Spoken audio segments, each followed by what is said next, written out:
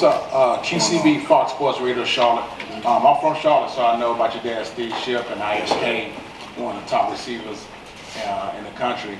And I want to know what advice, one piece of advice that stuck out with you that he gave you when you landed in Chapel Hill two years ago. And also, I know that your nickname growing up was Duke. And as a Tar Heel right now, is your nickname still Duke? First, I just want to start off by giving praise and glory to my Lord and Savior Jesus Christ. Without him, I wouldn't be here. So I just want to start off with that. And then he might call me that here and there, off the record, here and there.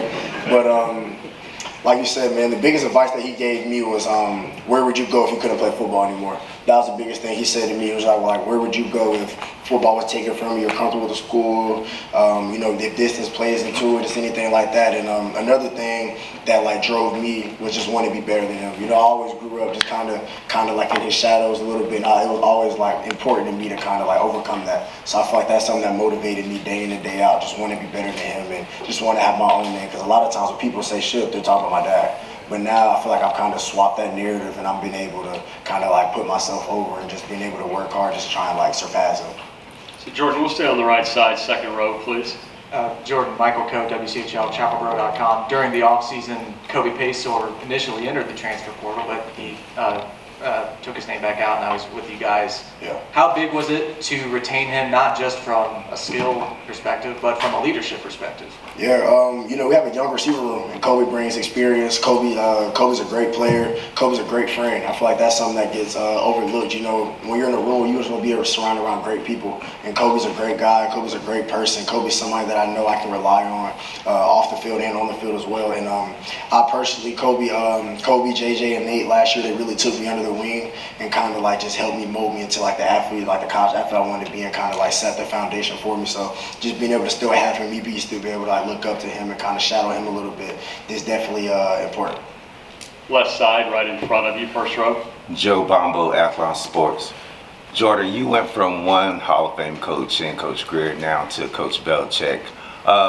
What type of conversations have you had with Coach Greer about advice going on to Coach Belichick? And two, has there ever been any conversations about bringing your former quarterback in Jada in Carolina Blue? Definitely. I talk to Coach Greer a lot.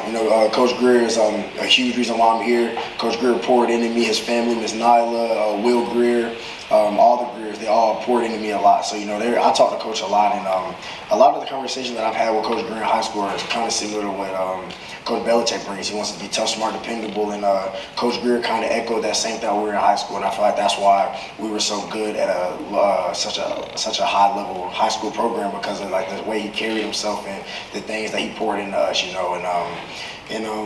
I just feel like Coach Greer is a great coach, but then you look at Coach B and he just takes that to a whole nother level. You're going to be tough, smart, dependable, you're going to be disciplined, and we're going to do everything right. We're going to play to his standard, and that standard's not going to drop it off for nobody. If you can't obtain it, just go ahead and get out the way, next guy up. Jordan, right side, first row. Nathan with the Hill Brothers. First off, Shipp, love the shoes, by the way, bro. Appreciate it. But also, I want to talk to you about Freddie Kitchens, the guy that was in the tight end room over the last couple of seasons. Now he comes over to offensive coordinator. Talk about some of the things that he's brought as a coordinator to you guys, and some of the strategies that he's got for you guys. We're definitely going to be unique offense. Don't want to give too much out, but we're going to be unique. We're going to do a lot of different stuff, and we're going to get a lot of first downs. We're going to score a lot of points. And Coach Kidd, and like I said, with Coach Belichick, he kept me here for a reason. So obviously he liked what he was doing. So there's no reason not to trust him 100%. But like I said, we're going to be unique. We're going to move the ball. We're going to do different things with different personnel and a lot of different people. North Carolina, thank you. Good luck this season, and enjoy the